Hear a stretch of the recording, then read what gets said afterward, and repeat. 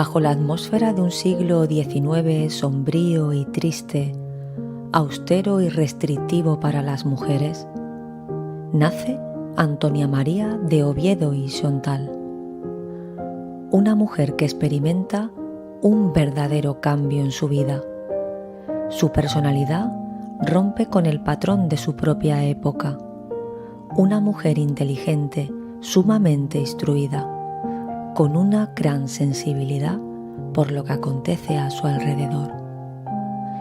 Hija, maestra, educadora, madre fundadora de las Hermanas Oblatas del Santísimo Redentor, una mujer sin duda avanzada a su tiempo, llena de amor. ¿Dónde nace Antonia María de Oviedo? ¿De dónde le viene su educación? ¿Cómo vive su adolescencia y su juventud? ¿Cómo se convierte en esa mujer? Vamos a conocer su historia.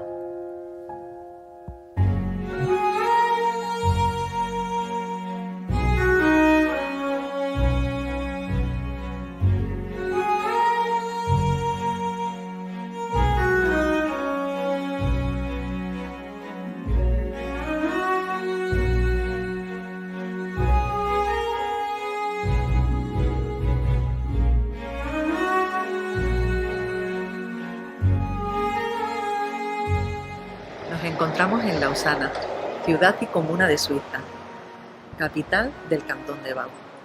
Una ciudad que el 16 de marzo de 1822, a las 2 de la madrugada, vio nacer a nuestra querida Antonia María de Oviedo y Xontal. En la calle San Pedro, número 20. Esta calle desapareció en el año 1908, cuando se formó la nueva calle de La Paz. El emplazamiento de la casa de Antonia debía de estar en el número 14 de esta nueva calle.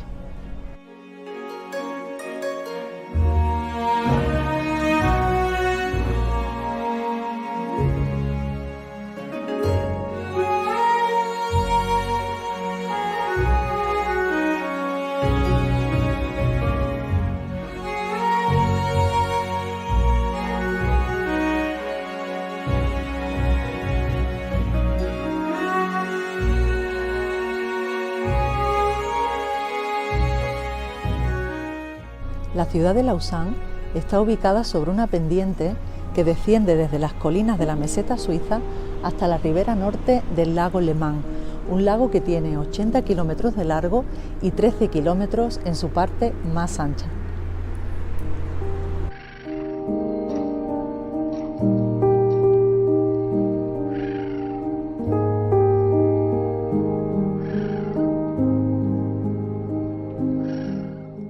En su obra Recuerdos de Suiza, Antonia relata así su ciudad natal. La ciudad está construida como anfiteatro, en la vertiente meridional de una cadena de montañas, poco elevadas, cubiertas de verdor y separadas por frescos y agradables valles. Ahí, colocada sobre las tres colinas, resulta graciosa y pintoresca. Parece dominarlo todo desde su altura. Sus calles estrechas conducen por rápida vertiente o por larga escalera a una plaza elevada o a las bajas esplanadas que separan las colinas y ofrecen a cada instante un paisaje nuevo.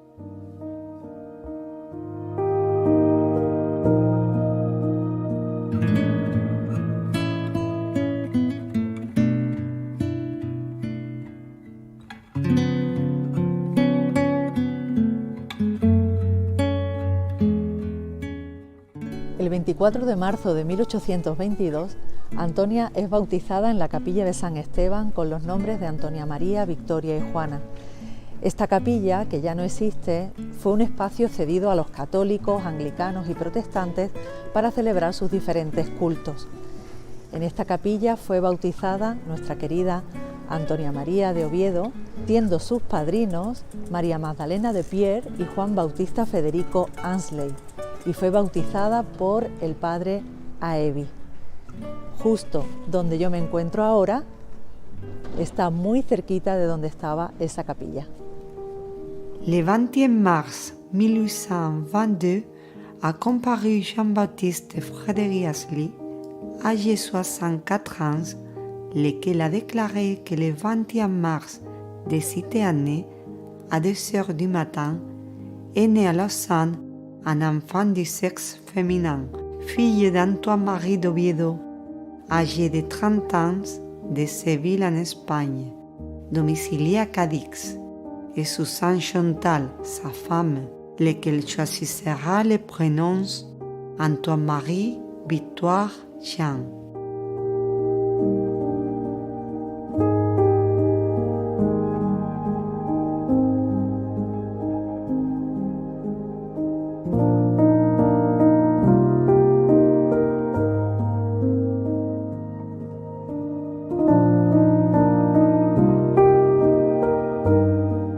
Subimos por las escaleras del mercado, un enlace directo y abrupto entre la plaza de la Palut y la catedral. Su existencia se menciona desde el siglo XIII y su forma actual se remonta a los años 1717-1719, por lo que Antonia debió de subir también por ellas.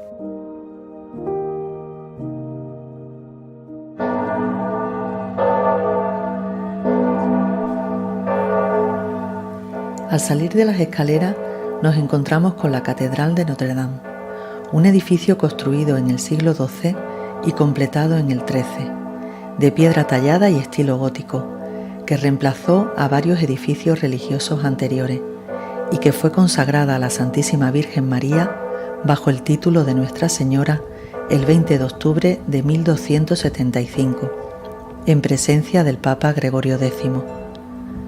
Con la adopción de la Reforma Protestante, el edificio fue dedicado en 1536 al culto de la Iglesia Reformada Suiza.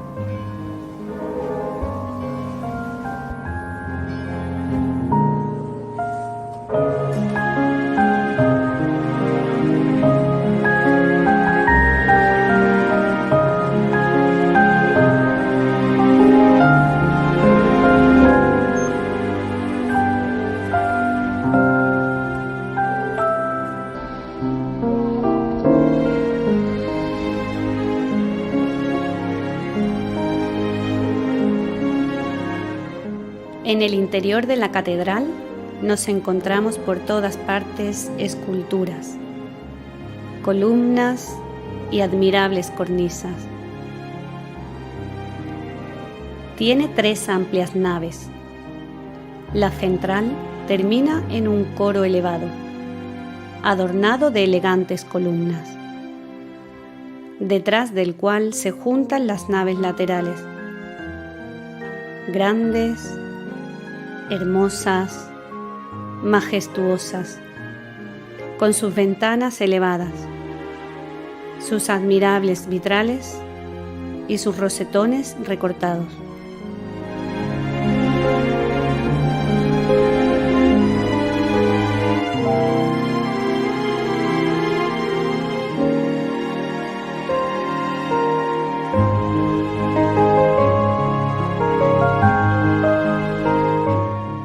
Vemos la Puerta de los Apóstoles, llamada así por las 12 estatuas que la adornan, que parece ser la entrada principal. Es un pequeño soportal cerrado por una verja con agujas doradas. Los 12 apóstoles parece forman la corte a la Reina de las Vírgenes, cuya imagen ocupa el centro.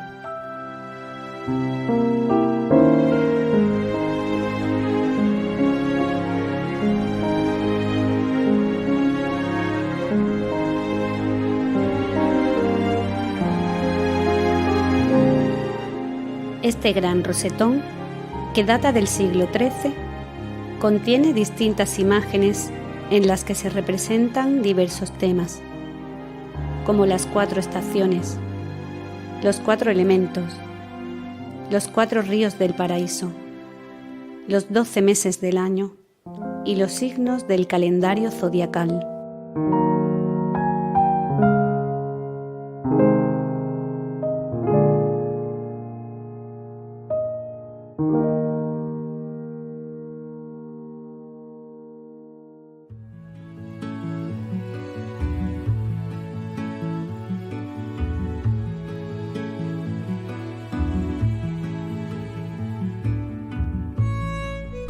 Al salir de la catedral, nuestra vista se puede recrear, al igual que se recreó la de Antonia, en diferentes edificios, entre ellos el castillo de San Mario, que ahora veremos, del siglo XIII.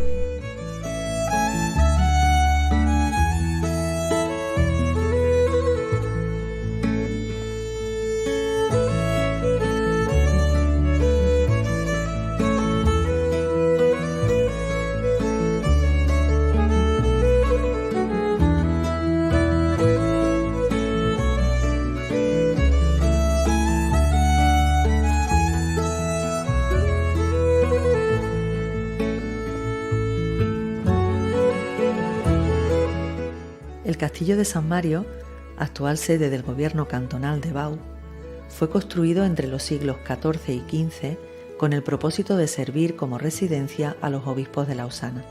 Su denominación hace referencia a San Mario de Avenches, que fue el primer obispo de Lausana.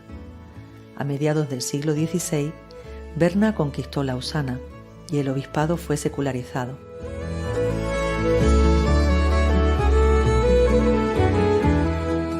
Antonia menciona en sus escritos la habitación del prelado. En ella existe una caja antigua estrecha, alta, con esculturas de roble. El respaldo derecho está apoyado sobre un enmaderado noble de estilo gótico. Cubre una puerta que conduce a una escalera oculta por donde los obispos pueden escapar.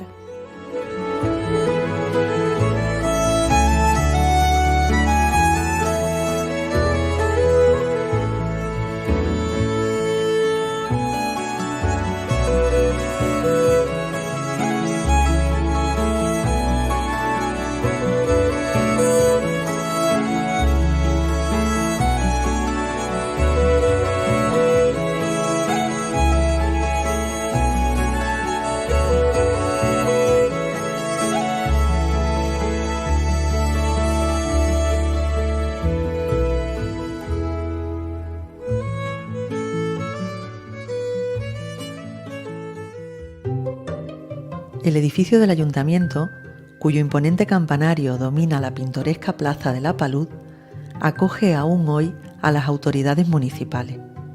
El arquitecto de Lausana, Abraham de Crousaz, lo construyó entre 1673 y 1675 sobre los cimientos de los ayuntamientos precedentes. Este importante centro de la vida de Lausana conjugaba en la época de Antonia diversas funciones. Como sede política, era al mismo tiempo el centro y el símbolo del poder urbano.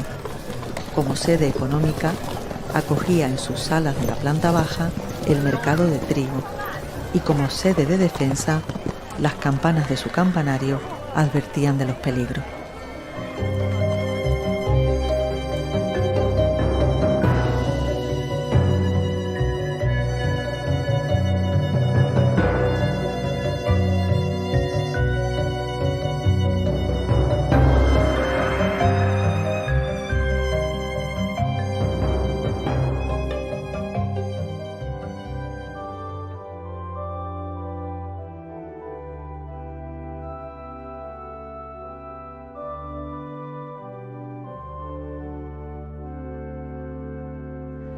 Nos encontramos ante la Basílica de Notre-Dame du Valentin, primera iglesia católica construida en el cantón de Vaud entre 1828 y 1835. En ella, Antonia María de Oviedo hizo su primera comunión junto a 29 niños más. Era el 1 de junio de 1835.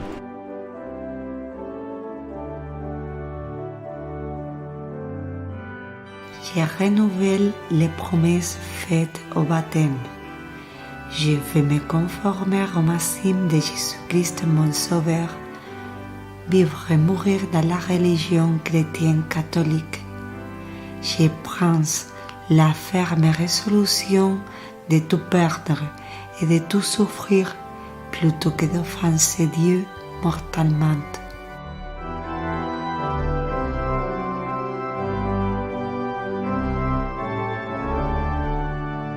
En una carta dirigida a su hija Antonia el 1 de junio de 1835, doña Susana le escribe: Mi querida Antonia, recibe en tu alma al dueño de todos los bienes, a quien todo se le puede pedir con una intención pura y una fe viva. Te imagino toda de blanco, como una virgencita, y un tabernáculo viviente, donde el Señor reside. Haz lo que puedas para conservarle, y lo harás fácilmente, alejando de tu mente todos los pensamientos contrarios a Dios, al prójimo y a ti misma. Comulga tantas veces como lo desees. Conservarás la paz del alma y una verdadera y dulce alegría.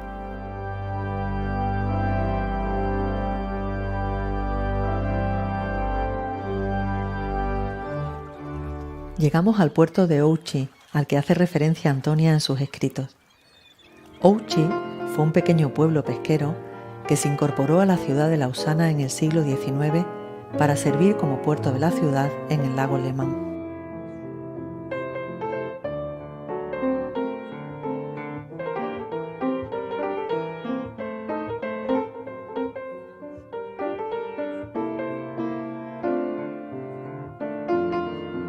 En este lugar se encontraba un castillo construido en el siglo XII que protegía el puerto. Un siglo más tarde fue reconstruido y transformado en una residencia fortificada de los obispos, en especial para Guillermo de Varax. También fue utilizado como prisión. De todo ello nos habla Antonia en sus escritos. El castillo fue abandonado y su torre reducida a cenizas en 1609. Entre 1889 y 1893, el castillo fue reconstruido en el estilo neogótico con el fin de hacer un hotel fuera de él que perdura hasta la fecha.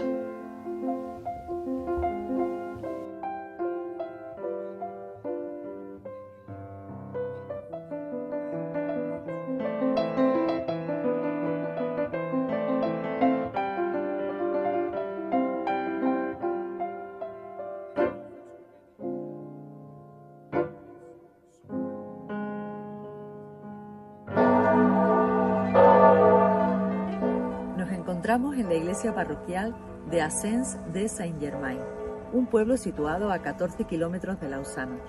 Aquí se casaron los padres de Antonia un 20 de julio de 1819.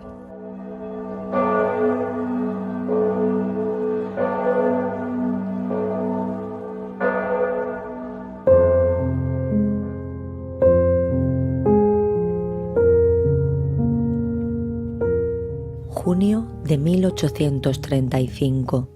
13 años de edad tiene Antonia María de Oviedo y Sontal cuando recibe la triste noticia de la muerte de su padre en Londres. Tras una larga enfermedad, acompañado en sus últimos años por su incondicional y perseverante esposa, doña Susana. Sombrío se presentaba el porvenir. El hogar ya no volvería a ser el mismo. La dificultad económica se palpaba, pero doña Susana, lejos de amedrentarse, toca algunas puertas, priorizando la formación intelectual y religiosa de su hija, el bienestar de la familia por encima de todo, con una gran confianza en la providencia de Dios.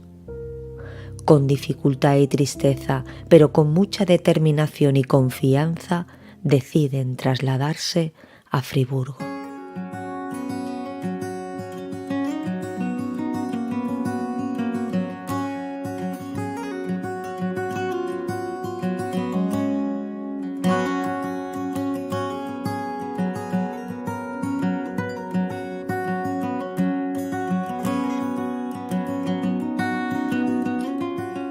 Nos encontramos en Friburgo, pequeña ciudad de la Suiza occidental, capital del cantón de Friburgo. En ella, Antonia María estudió y trabajó. Situada en el camino entre Berna y Lausanne, Friburgo es una de las 3 ciudades bilingües de Suiza. En ella se habla francés y alemán.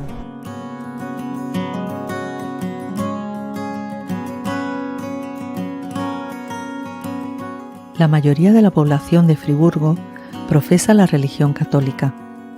Los patrones de la ciudad son San Nicolás de Myra y Santa Catalina de Alejandría. Es sede de la diócesis de Lausana, Ginebra y Friburgo, así como de la Universidad del Cantón. la única universidad católica de Suiza.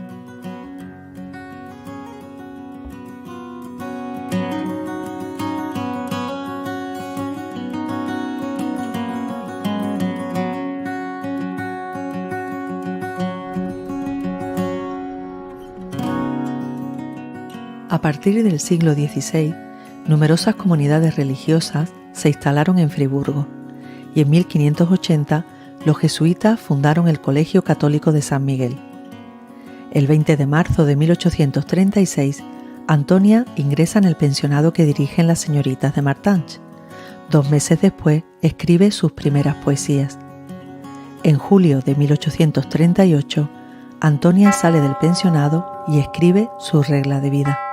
Con el deseo de poner en práctica las enseñanzas, advertencias y ejemplos que he recibido hasta hoy, y de modo especial durante los 2 años que tuve la dicha de pasar en Friburgo, bajo la dirección del buen párroco, señora Evi, y de mis queridas maestras, las señoritas de Martanch, me propongo, antes de empezar un nuevo estilo de vida, no separarme nunca del camino de la virtud, de la religión y de la moral, y acudir a Jesús y a María en todas las situaciones, por difíciles que sean, con el objeto de obtener de sus sagrados corazones los consuelos y fuerzas que necesito. Para ello, tomo la firme resolución de seguir fielmente la regla de vida que me trazo, a fin de no vivir sino para Dios, aún en medio del mundo, e inspirar a la niña que me va a ser confiada estos mismos sentimientos. Con la gracia de Dios, prometo cada mañana al despertar ofrecer a Jesús y a su bendita Madre mis pensamientos, palabras y obras, y pedirles la gracia de cumplir bien mis deberes durante todo el día.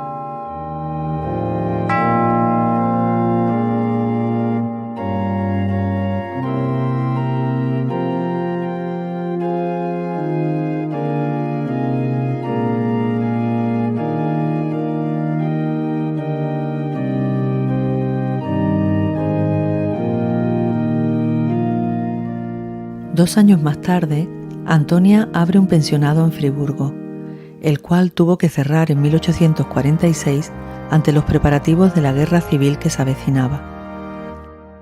Este estuvo situado en la calle Lausana. Antonia y su familia viven varios meses de penuria económica.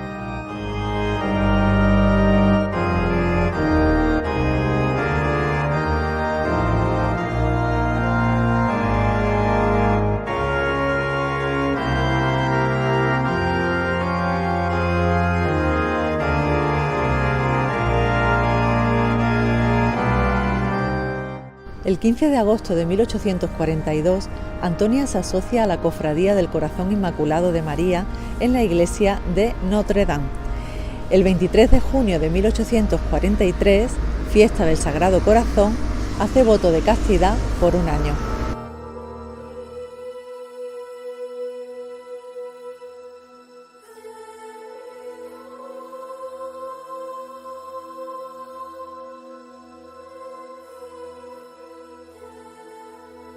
La iglesia convertida en basílica es la más antigua de Friburgo.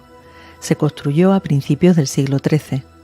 Pasó por importantes reformas entre los siglos XV y XVI y otra mayor en el siglo XVIII, en el que se hizo la fachada clásica.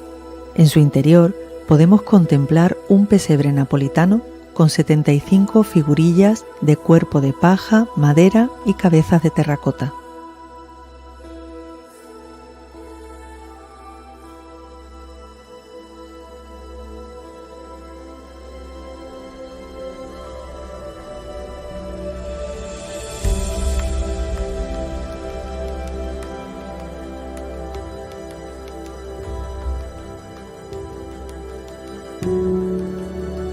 Nos encontramos en la Catedral de San Nicolás, un lugar en el que Antonia dedicó largos ratos de oración. Con predominio de estilo gótico, esta catedral fue edificada entre 1283 y 1490 sobre una primitiva iglesia de estilo románico. pasó a ser colegiata en 1512. En 1615 se convirtió en sede episcopal y en 1924 obtuvo el título de catedral de la diócesis de Lausana, Ginebra y Friburgo. En el exterior destaca su campanario de 74 metros de altura, que asumió su aspecto actual en 1490. Este cuenta con 13 campanas realizadas entre los siglos XV y XVIII. También merece la pena detenerse a ver la portada con esculturas del siglo XV que representan el juicio final. En su interior destacan los órganos que reúnen características clásicas y románticas. El último de ellos fue realizado entre 1828 y 1834. Junto a la puerta principal se halla la capilla del Santo Sepulcro, con un grupo escultórico de 1433 que representa el entierro de Cristo.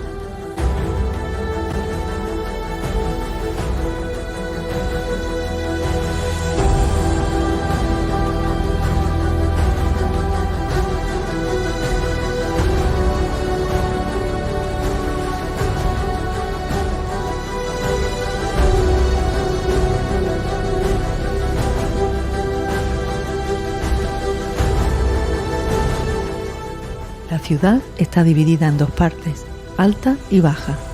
Esta última fue paseada por Antonia muchas veces. Sus empinadas calles empedradas y adornadas con lámparas de hierro forjado, casas góticas apiladas en las laderas, 6 puentes y 12 fuentes históricas con nombres bíblicos, la mayoría de ellas, hacen de Friburgo un reconocido centro de arte y de historia. Además, en esta ciudad destacan sus pequeñas capillas, siendo la más famosa la Loreto Chapel, construida en 1648.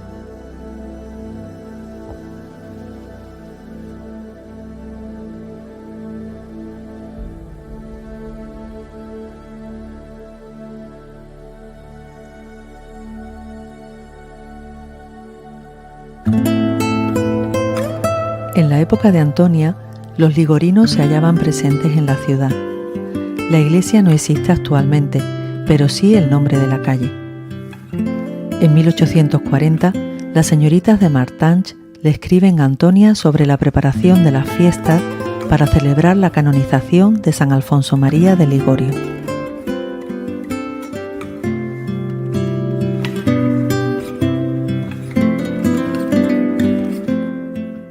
Nos encontramos junto a la catedral en la calle Puente Suspendido.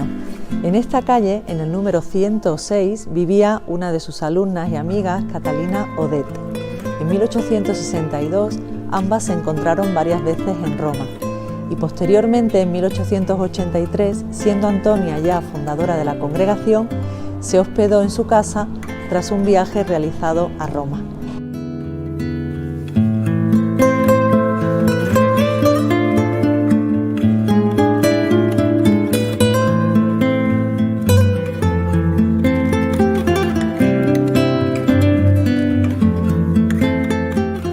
El funicular se comenzó a construir en vida de Antonia, aunque ella no llegó a verlo, pues fue inaugurado en 1899. Este funicular es considerado monumento histórico, ya que se trata del único en Europa que usa las aguas residuales de la ciudad para poder funcionar, utilizando un sistema de contrapeso.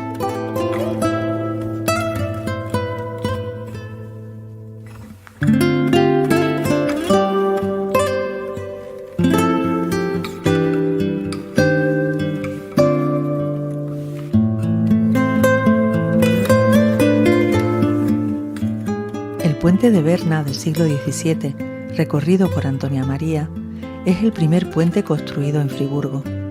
Regularmente renovado, es el último puente cubierto de la ciudad, con 40 metros de largo. Es de estilo gótico tardío, pero su estilo actual es barroco. Bajo él fluyen las aguas del río Sarín, que rodea el casco antiguo de la ciudad de Friburgo.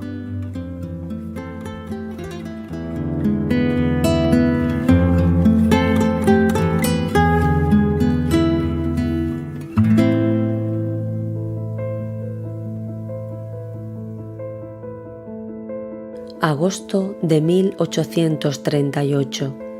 16 años de edad tiene Antonia María de Oviedo y Xontal, una niña convertida ya en mujer, con una esmerada educación, instruida tanto en religión y moral como en ciencias.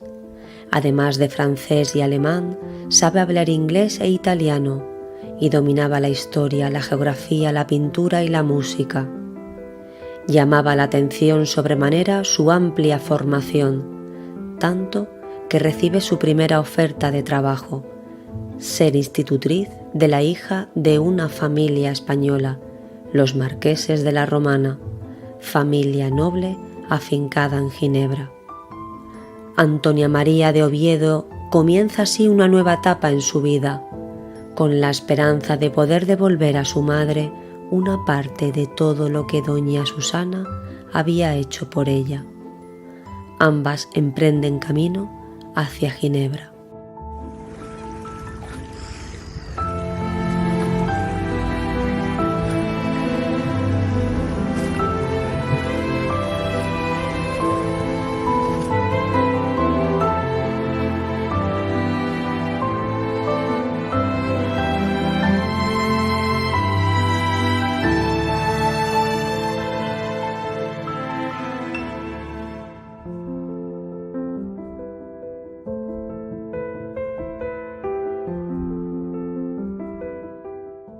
En agosto de 1838, Antonia llega a Ginebra con su madre. Ambas tomaron una barca para pasar el Ródano. En la otra orilla les esperaba el coche de la casa de los marqueses de la Romana. Antonia vivió con ellos primeramente en el castillo Bouquet, en Secheron, cerca de Ginebra, antes de partir con la familia hacia Milán y Florencia.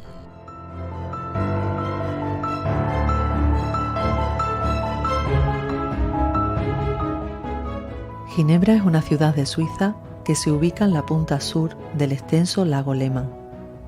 Rodeada de las montañas de los Alpes y el Jura, la ciudad tiene vistas del Mont Blanc.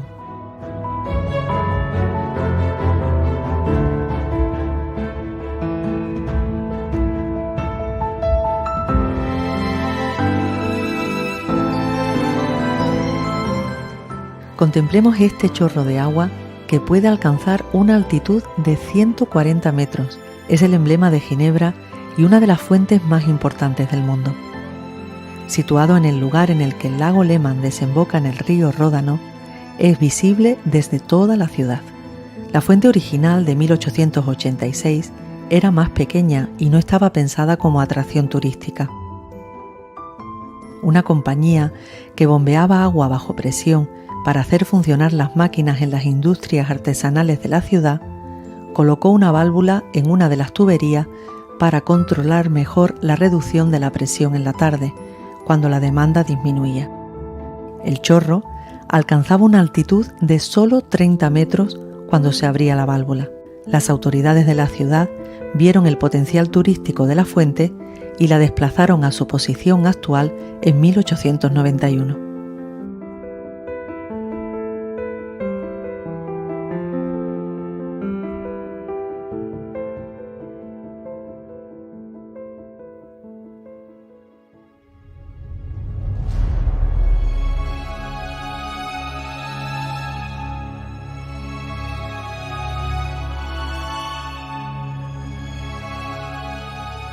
Nueve años han pasado desde que Antonia María partió de Ginebra para ejercer como institutriz de Rosalía Caro, la hija de los marqueses de la Romana, durante 2 años en Italia y posteriormente como directora de un pensionado en Friburgo. Durante estos años, la agitación política en Suiza ha ido creciendo. Se avecinaba la primera y única guerra civil de Suiza, la Guerra del Sunderbund, que tuvo lugar en 1847. Comienzan meses de penuria y desconcierto, días llenos de horror.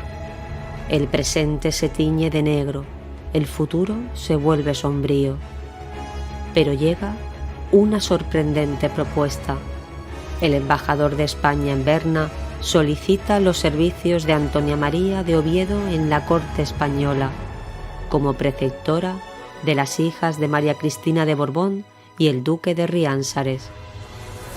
Con muchas dudas y miedos, finalmente Antonia María firma el 25 de enero de 1848, con 26 años de edad, el contrato con el duque de Riánsares, y despidiéndose de su madre, embarca en Ginebra rumbo a España, sin imaginarse que esta sería la última vez que vería a su madre con vida. Doña Susana muere de forma inesperada 9 días más tarde en Friburgo. Antonia María aún no había llegado a España, esa tierra que le haría cambiar su destino, esa tierra que la convertiría en la Madre Antonia. Pero esta historia forma parte de otro viaje.